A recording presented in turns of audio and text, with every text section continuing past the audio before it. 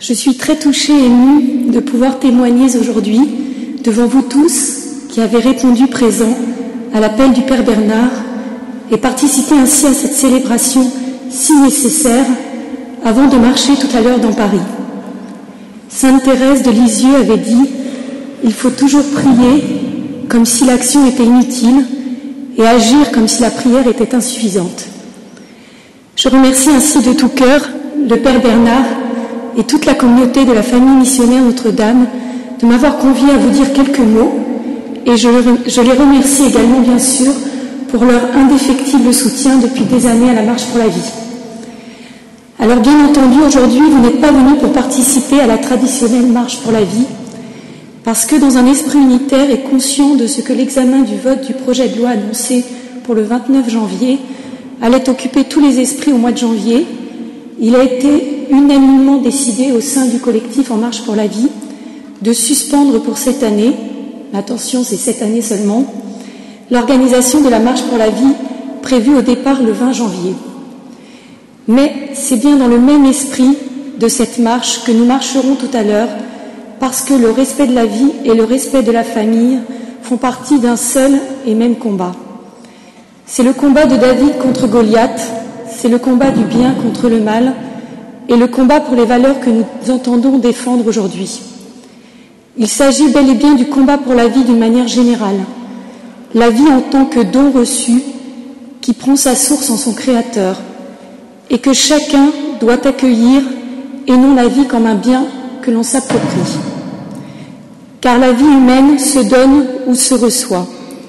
Elle ne fait en aucun cas l'objet d'un droit.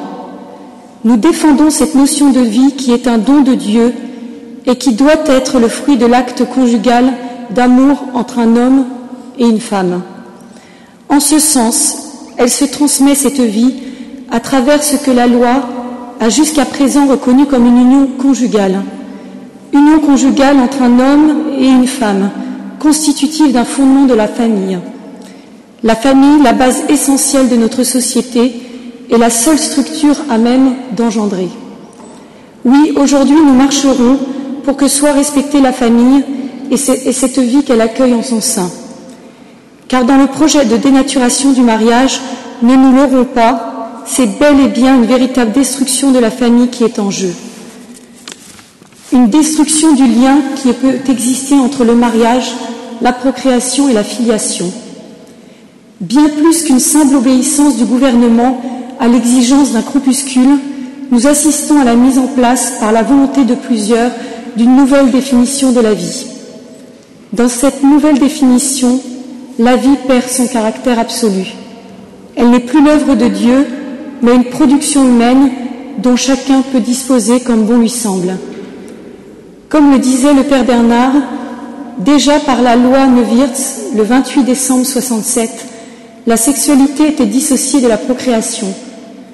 Par les lois libéralisant l'avortement et les procréations médicalement assistées, on voit bien l'entreprise législative de la dissociation de la procréation et de la sexualité. Liberté de disposer de son corps, liberté de disposer de sa sexualité, liberté des conséquences de ses actes, y compris de l'enfant qui ne saurait être accepté s'il ne répond pas aujourd'hui à un véritable projet parental s'il est désiré. La loi Taubira ne fait que conforter cette primauté du droit à l'enfant sur le droit de l'enfant. Par les nouvelles lois qui se préparent, nous assistons à une véritable mutation de la morale, à un nouveau code éthique qui n'est plus fondé sur la loi naturelle, mais dans laquelle la vie humaine a perdu tout son caractère sacré. Lutter contre ces attaques contre la famille, ces attaques contre l'amour conjugal et ces attaques contre la vie s'inscrit bien dans un seul et même combat. Alors oui, il est certain, la France connaît aujourd'hui une période de troubles sans précédent et s'apprête à subir une fracture historique, une révolution sociétale qui ne peut nous laisser indifférents. Et face à ce raz-de-marée, nous ne pouvons plus nous taire. Mais je suis heureuse de voir combien nombreux parmi nous se sont déjà levés pour défendre les valeurs fondamentales du respect de la vie et de toute vie humaine. Nous devons marcher pour défendre les droits fondamentaux constitutifs de notre société, certes, Mais nous devons le faire d'une manière la plus ajustée possible à la vérité, c'est-à-dire au Christ. Nous marcherons ainsi pour la famille constituée d'un homme, d'une femme et d'enfants, et nous marcherons pour le retrait immédiat du projet de loi Taubira. Nous marcherons bien sûr en vérité, car le courage de demeurer fermement dans la vérité est inévitablement demandé à ceux que le Seigneur envoie comme des agneaux au milieu des loups. Celui qui craint le Seigneur n'a peur de rien. La crainte de Dieu libère de la crainte des hommes, elle rend libre. Le plus important aujourd'hui n'est pas tant le nombre que nous serons, mais la clarté de notre message, la fermeté et la détermination avec laquelle nous marcherons. Nous ne devons pas être des tièdes, mais avoir au contraire une véritable ardeur au combat. Et c'est seulement en restant ajustés le plus possible à la vérité que nous serons forts, car la force de la vérité réside justement dans la vérité elle-même. Depuis 40 ans, des hommes et des femmes de bonne volonté poursuivent et mènent des actions au service de la vie, sans craindre d'être malmenés, sans craindre d'être maltraités par leurs adversaires. Sans rechercher bien sûr à susciter les hostilités contre eux, ils savent malgré tout que lorsque l'on défend certaines valeurs fondamentales, on dérange. Et on doit être prêt à payer le prix de sa résistance et le prix de son insoumission. Nous ne sommes pas là en effet pour plaire et nous ne sommes pas là pour être aimés. Nous sommes là pour résister et lutter avec audace, avec espérance et détermination, sans jamais lâcher, ni se compromettre, ni surtout trahir ce en quoi nous croyons. Tout comme nous ne renoncerons pas tant que la loi sur l'avortement et la loi Neuwirth ne seront pas abolies, nous ne lâcherons pas non plus sur le retrait de ce projet de loi que le gouvernement tente de nous imposer. Nous n'avons pas d'autres revendications ni d'autres objectifs. Je voudrais également, pour terminer, citer les propos du pape Jean-Paul II, qui, lors de la 6e assemblée de l'Académie pontificale pour la vie, c'était le 11 février 2000, s'est adressé à ses participants avec un message très clair. Il a dit que toute personne de bonne volonté se sente appelée et mobilisée pour cette grande cause, qu'elle la soutienne avec la conviction que chaque pas fait vers la défense du droit à la vie et vers sa promotion concrète est un pas vers la paix et la civilisation.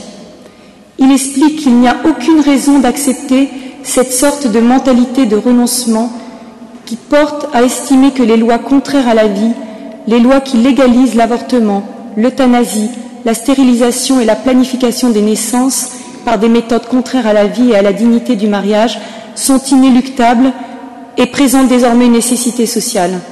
Elles constituent au contraire un germe de corruption de la société et de ses fondements. La conscience civile, comme la conscience morale, ne peut accepter cette fausse inéluctabilité, tout comme elle n'accepte pas l'inéluctabilité de la guerre. Il faut tout tenter pour éliminer les délits légalisés, ou tout au moins pour en limiter les dégâts que causent de telles lois. Pour conclure, j'ai envie de dire que face à cette culture de mort, répandue sans état d'âme, répandue sans scrupule et sans pitié, notre union, notre persévérance et notre fidélité à ce combat sont, croyez-moi, nos meilleurs atouts. Et sachons quand l'offensive est hors de portée, creuser avec nos modestes mais finalement efficaces moyens ces tranchées que sont nos distributions de tracts, nos campagnes de lettres, nos pétitions, nos manifestations de toutes sortes. Ayons le courage de dire non à toute collaboration avec le mal que l'on dénonce et de porter ainsi témoignage face à ceux qui, par naïveté, par perversion de l'esprit, par intérêt ou par ambition, se prêtent malheureusement à toutes les compromissions. Notre combat ne s'arrêtera pas aujourd'hui, il y aura un après, et ne l'oublions pas. Et il faudra être prêt à continuer de nous lever et de résister, et avec une espérance sans faille, continuer à nous battre, non pas avec les mêmes armes que nos adversaires, mais avec les armes que sont le courage, la détermination et la prière. En un mot, soyons de ceux qui auront su tenir dans ce combat contre ceux qui sera considéré par les générations futures comme les atteintes les plus insoutenables jamais portées à la dignité humaine, mais aussi à la famille. Mais il ne faut pas oublier de rester dans l'espérance, car ce combat est déjà gagné, il est gagné dans les cieux, Et je termine par une phrase de Sainte Jeanne d'Arc qui disait « Ce sont les hommes qui batailleront et c'est Dieu qui donnera la victoire ».